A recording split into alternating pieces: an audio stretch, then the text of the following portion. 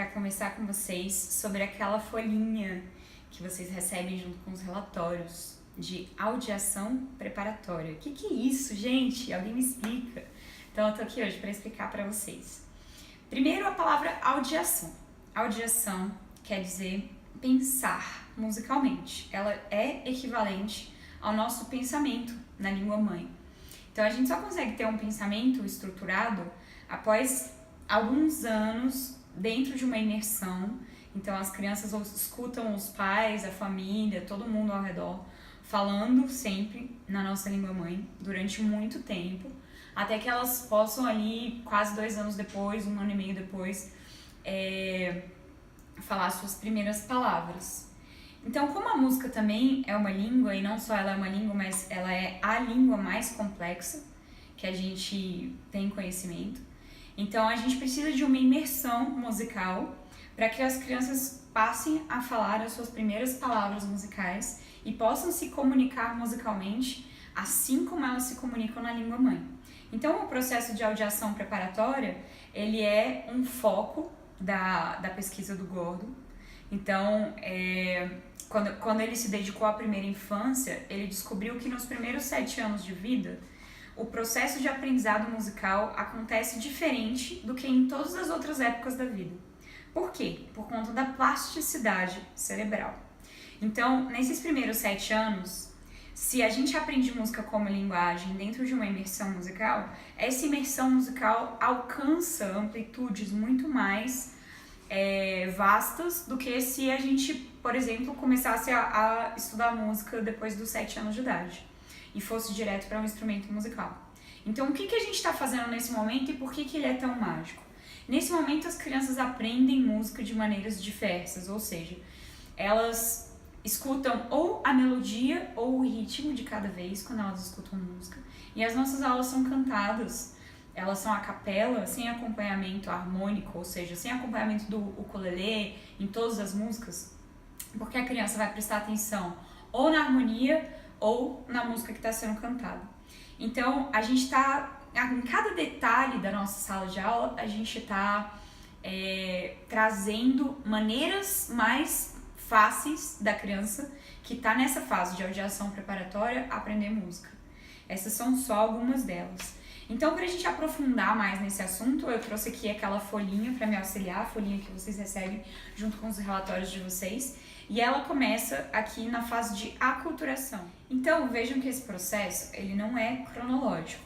Então, logo abaixo aqui da aculturação, na folhinha que vocês recebem, está dizendo assim, do nascimento até 2, 4 anos de idade. Ou seja, uma criança pode estar dentro da fase de aculturação, estando ela com 2 anos ou estando ela com 4 anos. E nesse momento da aculturação, a criança ela interage com pouca consciência do ambiente. O que é esse ambiente? É o ambiente musical, é o ambiente sonoro. Então ela está interagindo com o seu redor, o que ela está ouvindo, com as interações melódicas e rítmicas que acontecem em sala de aula, com pouca consciência do que está acontecendo. Então a gente tem a primeira fase, que é a de absorção. Então as subfases, né? Existem subfases dentro da aculturação. A primeira subfase é a absorção. Na absorção, cada criança escuta e coleta os sons da música no ambiente. Então, nesse momento, ela não está expondo, ela está absorvendo. Então, às vezes a gente recebe uma criança na sala de aula e esse processo é um processo muito particular, né? E aí, os pais não têm conhecimento desse processo. Então, por vezes, eles nas primeiras aulas pensam, olha, minha criança não está participando dessa aula, será que ela está pronta para isso? Ou será que é isso que a minha criança precisa? Porque ela não está participando. Então, dentro da fase de absorção, a criança absorve, ela não participa. Ela só consegue participar mais lá na frente. Então, o que acontece antes dela participar? Começa a rolar umas respostas aleatórias ao ambiente. Então, a criança tem uma memória de curto prazo, às vezes ela escuta alguma coisa e responde igual. Às vezes ela escuta alguma coisa e faz um barulhinho. Essas são as respostas aleatórias. Elas só começam a acontecer depois que houve algum tempo de absorção, alguns meses de absorção. Então, cada criança na resposta aleatória se move e balbucia em resposta, mas sem relação com os sons da música no ambiente. Então, ela pode fazer barulhinhos que a gente tá ouvindo e tá pensando, não tem relação nenhuma. Às vezes a gente que é músico tá ouvindo e tá fazendo relações já de ritmo, de melodia, mas o ouvido leigo vai estar pensando, são balbucios normais que um bebê faria naquele momento da vida dele, porque tá aprendendo a falar. E às vezes esse processo já tá trazendo, por exemplo, a nota de repouso de cada música, ou seja, a nota fundamental, a nota principal de cada música a criança já tá fazendo, e essas são coisas que a gente consegue perceber. Quando que isso fica diferente? Na resposta intencional. Então a próxima fase, a próxima subfase é a resposta intencional. Cada criança procura relacionar o movimento e o balbucio com os sons da música no ambiente. Então as crianças estão ouvindo os sons da música no ambiente, a gente está cantando, a gente está dançando, e elas começam a fazer respostas que têm um pouco mais a ver com o que está acontecendo, que às vezes os pais vão perceber que realmente tem a ver com o contexto. E aí a gente tem a impressão que as crianças estão realmente participando. Esse é o momento que a gente vai começar a ver uma resposta que para ouvidos leigos, de maneira externa, conseguem perceber e falar, olha, minha criança está começando a participar. E o que acontece? Em todo esse momento de aculturação, estão sedimentando tijolinhos dentro desse aprendizado musical. Quando que a criança realmente vai participar, que a gente fala, olha, ela tá fazendo junto com os pais, ela tá ecoando o que é para ser ecoado em sala de aula. Esse processo começa a acontecer na próxima fase, que é a fase de imitação. Então, se vocês derem uma olhada naquela folhinha, vai estar escrito entre 2 e 4 anos de idade. Caramba, Nádia, mas a imitação ela pode acontecer exatamente ao mesmo tempo? Nas mesmas idades que a aculturação aconteceria? Pode, porque esse processo não é cronológico. Esse processo tem relação com a quantidade de exposição à música ao vivo que a criança experimenta. Então, ver vídeo, ouvir música em casa, não está adicionando nesse processo. O que está adicionando nesse processo? Música ao vivo, de preferência a capela, que é o que a gente faz em sala de aula, que é o que vocês fazem quando vocês cantam no 1 a 1 com a criança, estão cantando músicas que vocês lembram. Isso sim musicaliza na primeira infância, e não ouvir sons de instrumento. Tem algum efeito? Tem, mas não tem o efeito que a gente precisa para a construção da audiação preparatória, para que a criança tenha um pensamento desenvolvido musicalmente. Então, o que acontece na imitação? Na imitação, beleza, lá na resposta intencional, que foi a última subfase da aculturação, a criança está participando e a gente está vendo. Na primeira fase, na primeira subfase da imitação, as crianças elas estão numa subfase chamada saindo do egocentrismo. Ou seja, ao invés de visualmente e sonoramente a gente observar que elas deram um passo além, visualmente a gente observa que as crianças deram um passo atrás. Então, toda vez que rola uma mudança de fase, meio que parece que a criança regrediu a olhos nus. Mas, na verdade, ela não regrediu. O que aconteceu nessa subfase? Cada criança reconhece que o seu movimento e o seu balbucio não coincide com os sons da música do ambiente. Então, ela está tomando consciência que o que ela está fazendo não está exatamente igual àquele eco que os adultos estão fazendo. Então, ela está percebendo que a voz dela está fazendo coisas diferentes, que não é exatamente o que era para ser repetido. Esse momento de tomada de consciência é um momento de insegurança para as crianças. Então esse é um momento que a criança vai ficar na dela e não vai participar. Ela vai ficar observando novamente. E às vezes, os papais e as mamães presentes nesse processo podem pensar, poxa, acho que essa aula já deu pro meu filho, porque agora ele está entediado, agora ele não está mais participando. E na verdade não é isso, na verdade ele está tendo mais consciência do que está acontecendo, para que na próxima fase ele sim participe com mais consciência do que está acontecendo. Então, o que acontece na próxima subfase? O Gordon até chama ela de decifrando o código. O que é decifrar o código? Cada criança imita os padrões tonais e rítmicos e outros sons com certa precisão. Então, até chegar nesse momento de efetivamente decifrar o código, as crianças não participam como os adultos. Essa capacidade de ecoar, ela não acontece ainda para as crianças. Então, quando ela acontece aqui, ela é de maneira muito poderosa, porque ela está exatamente alinhada. Então, vamos supor que uma criança começou com 6 meses de idade no primeiro lei e fez esse processo até chegar no ponto dela imitar. Esse processo vai estar completamente conectado com as fases de desenvolvimento infantil, com a habilidade da criança de falar e com as fases psicológicas de desenvolvimento. Então, quando isso acontece, pode ser que esteja acontecendo de maneira cronológica. Com as crianças que entram depois, não vai acontecer de maneira cronológica. Pode ser, ainda é um pode ser. Isso é muito pessoal. Então, o Gordon deixa claro que cada criança é uma criança e que essa fase vai andar de acordo com os estímulos que ela está recebendo. Então, por exemplo, por isso que a gente fala muito para o papai e a mamãe cantarem com as crianças em casa. Porque aí essa fase vai ser mais consolidada, porque ela está sendo mais exposta. Beleza? Então, só na quinta fase do processo geral, que é um processo de 7 fases. Então, essa quinta fase é a segunda subfase do processo de imitação. Nesse momento que as crianças efetivamente são capazes de imitar, ok? O que acontece? Quando acaba esse momento de imitar, mais ou menos ali com 3 anos e meio, porque a gente espera outras questões, ou seja, a gente espera que as crianças estejam psicologicamente prontas, dividindo os materiais, participando sem a ajuda dos pais, pedindo uma independência, se movimentando mais, já interagindo bastante, elas puxando padrões, pampãs e papás, de maneira bem solta, bem fluida. Aí é que a gente passa elas para a turma dos mais velhos. Então esse seria o momento ideal. Ali com 3 anos e meio, 4 anos, passar as crianças para essa turma, que já seria uma turma mais avançada. O que acontece nessa turma avançada? A gente entra na fase de assimilação. Então, o que acontece na fase de assimilação? A fase de assimilação acontece entre 3 e 5 anos e 4 e 6 anos de idade. Ela pode durar todo esse tempo. Nesse momento, a criança interage com o pensamento consciente focado principalmente nela mesma.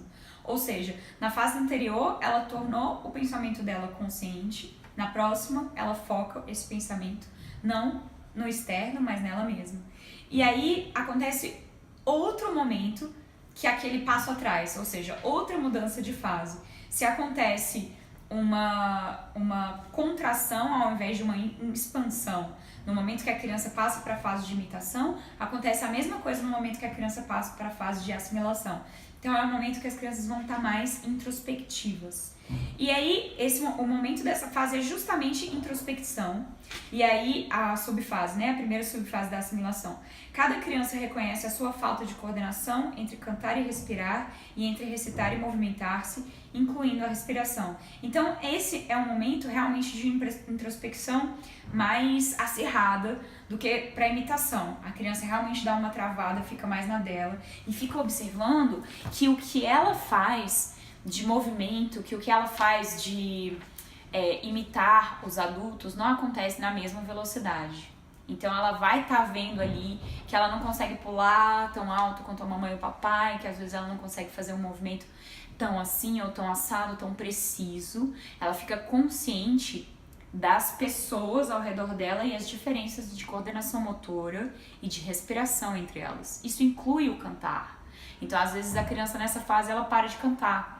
Às vezes a criança nessa fase ela não quer participar na aula, ela quer ficar mais introspectiva porque ela está se sentindo confrontada na sua coordenação motora que não está tão desenvolvida quanto os adultos ainda, principalmente.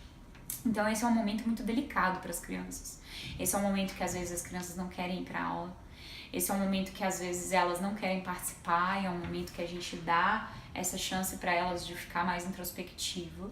Todas as crianças passam por essa fase, essa especialmente porque a parte motora ela é tão presente no nosso dia a dia e ela é presente na parte física, ela é presente na natação, ela é presente na aula de educação física na escola. Então existem muitos movimentos que confrontam as crianças, que elas não entendem, que é questão de prática até elas conseguirem dominar aqueles movimentos. Então eu acho que nesse processo todo, esse é o momento mais delicado.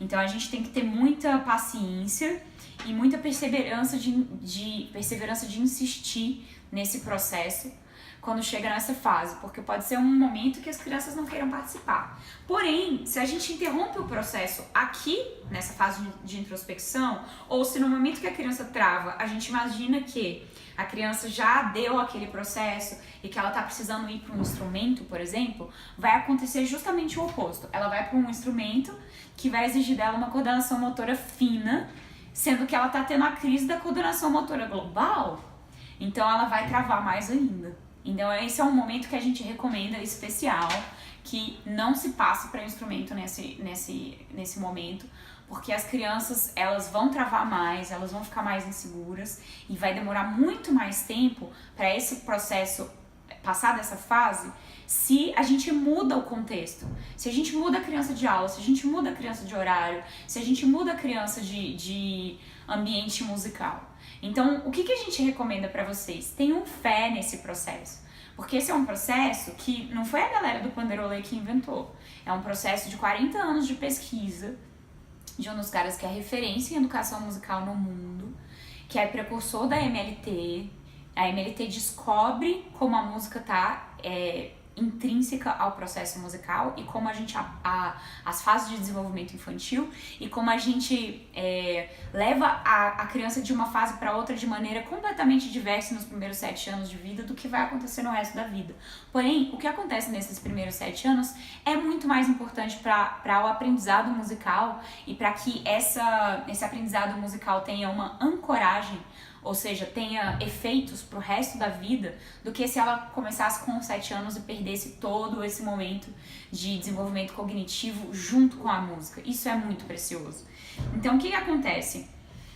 Quando as crianças saem dessa fase, elas entram na fase de coordenação. Elas começam a coordenar o cantar e o recitar com respirar e mover-se. Ou seja, elas não têm mais aquela dificuldade de não conseguir coordenar o respirar da flauta, do soprar com tocar os dedinhos. Ela não tem mais a dificuldade de não coordenar o movimento e cantar ao mesmo tempo. As crianças de 5, 6, 4 anos que estão nessa fase, elas simplesmente não conseguem cantar e se movimentar ao mesmo tempo. Ou elas cantam ou elas se movimentam. Então esse é um ótimo diagnóstico para a gente entender que não tá bom ainda para passar pro ensino do instrumento. E tem mais, quando ela consegue coordenar isso, ela ainda vai ter que coordenar a coordenação motora fina. Então, o Gordon traz pra gente o entendimento de que a gente coordena das maiores partes, ou seja, do corpo inteiro, para depois ir para as menores partes. E a gente faz todo esse aprendizado na aula de musicalização. Então, esse é um outro achado do Gordon também, que a gente aprende música nesses primeiros 7 anos de vida com o movimento amplo do corpo. Então a gente traz movimentos fluidos, movimentos de peso, para a gente trazer para a criança o entendimento do que é o seu corpo movimentando no espaço e esse corpo movimentando em relação ao espaço, cantando, dançando, ouvindo, que vai sedimentar a parte rítmica musical. Então, tudo que a gente está fazendo, que parece uma grande brincadeira, porque a gente não ia conquistar as crianças se não fosse assim, é muito sério, porque a gente está concedendo às crianças melhores maneiras de entender e de sentir e de maturar a música. Se a gente tem, eu sempre falo essa frase, educação é questão de fé. Se a gente tem fé nesse processo e fecha ele, quando a criança termina ele com 7 anos, ela vai ser encaminhada para o instrumento, realmente tendo desenvolvido as habilidades necessárias para se comunicar via instrumento. Fazer isso antes dessas fases é como se você estivesse pedindo para a criança se comunicar, ou seja, digitar um texto numa língua que ela não conhece. O instrumento, ele tem uma digitação. Se for um instrumento de tecla, se for um instrumento de corda, se for um instrumento de sopro, ele tem uma digitação. Se você fala a linguagem musical antes de chegar nesse momento, é muito mais tranquilo de aprender, porque a gente já tem um pensamento musical desenvolvido para conseguir tocar. Então, é muito, muito, muito importante que a gente tenha esse conhecimento, né? Essa noção que a MLT nos concede por anos de pesquisa validada, que realmente existe um momento certo para a gente trazer essa comunicação via instrumento e um momento mais efetivo. Então, a educação na primeira infância é isso, é a gente trazer as coisas no momento certos, não adiantar as fases, mas trazer as coisas no momento certo, que a criança vai estar pronta para aquilo. Às vezes uma criança está pronta musicalmente e não está pronta emocionalmente para segurar a onda de um aprendizado de instrumento. Às vezes ela no aprendizado de instrumento não dura 5 minutos durante uma atividade de coordenação motora fina. Então isso tudo é muito delicado. E o nosso interesse maior com o Panderolê é que a gente não atropele essas fases de desenvolvimento e curta cada uma delas, para que realmente, quando chegar no instrumento, não tenha essa pressa. Comunicação musical é muito além do instrumento. Às vezes a gente tem instrumentistas que não cantam. E às vezes, por conta que esses instrumentistas não cantam, eles não conseguem compor. Então isso tudo é pensado por um instrumentista com mestrado em performance, com mestrado em educação musical, com doutorado em psicologia da música, que dedicou a sua vida a como as pessoas aprendem música da melhor maneira. Esse é um processo que nós músicos que temos 20 anos de música, eu tenho 20 anos de música, outros professores nossos do Panderolê têm isso ou mais, uma vida de aprendizado, e de um aprendizado que muitas vezes foi às pressas, aprendizado que não foi guiado de uma maneira paulatina e coerente. Então a gente tem um interesse que isso aconteça de maneira muito saudável para as crianças, muito gostosa, muito brincada, muito divertida. E é isso que eu queria compartilhar com vocês hoje. Qualquer dúvida sobre isso, não hesitem em perguntar pra gente. Ah, Nádia, mas será que o meu filho tá passando por essa fase e tal? Tá passando por aquela outra? Ou então eu tô identificando isso em casa, tô identificando que quando eu faço um movimento mais diferente, mais elaborado, a minha criança trava, não quer participar. Então isso mostra as fases que estão, vocês vão saber identificar isso também, e nos relatórios que vocês vão receber, eles deixam isso mais claro também. Todos os nossos professores, na verdade, o pré-requisito para eles darem aula com a gente, pra gente contratar alguém, a gente pesca as melhores possibilidades pedagógicas, as melhores mentes, os melhores professores dentro do nosso curso, o Biribiribam. Então, todos eles foram formados dentro dessa abordagem. A gente é a única escola que forma professores dentro dessa abordagem no Brasil. Tem gente vindo estudar com a gente de São Paulo, do Rio, de Belém. A gente é precursora nessa abordagem no Brasil. E a gente tá com uma equipe muito forte, uma equipe preparada para conversar com vocês sobre essas fases também. Então, se eu não sou a professora do seu filho, da sua filha, tem também todos os outros professores da nossa equipe para poder tirar as dúvidas de vocês nesse processo. Do que se trata esse processo, para onde ele está indo, quais os efeitos disso no desenvolvimento motor, no desenvolvimento psicológico, no desenvolvimento cognitivo das crianças. Todos os nossos professores estão aptos para poder responder a esse respeito, tá bom? Então a gente agradece muito a confiança de vocês nesse processo. A gente insiste que esse é um processo longo, que se a gente tiver a paciência de levar ele até o seu fim, realmente a gente vai ter a melhor possibilidade pedagógica para que as crianças estejam prontas para receber um instrumento, para se comunicar musicalmente, para cantar na frente de outras pessoas, para se comunicar perante outras pessoas, para não ter medo de fazer música em conjunto. Às vezes, esse é um aprendizado de vida, fazer música em conjunto. E a gente está concedendo para as nossas crianças essa possibilidade desde os primeiros anos de vida. Isso é muito, muito positivo e muito, muito importante. Então, é essa mensagem que eu queria deixar para vocês. Agradecer mais uma vez a confiança e falar que todos nós, nossa equipe, estamos disponíveis para conversar sobre isso a qualquer momento. Então, muito obrigada. Espero que vocês tenham gostado desse vídeo. E até a próxima. Tchau, tchau.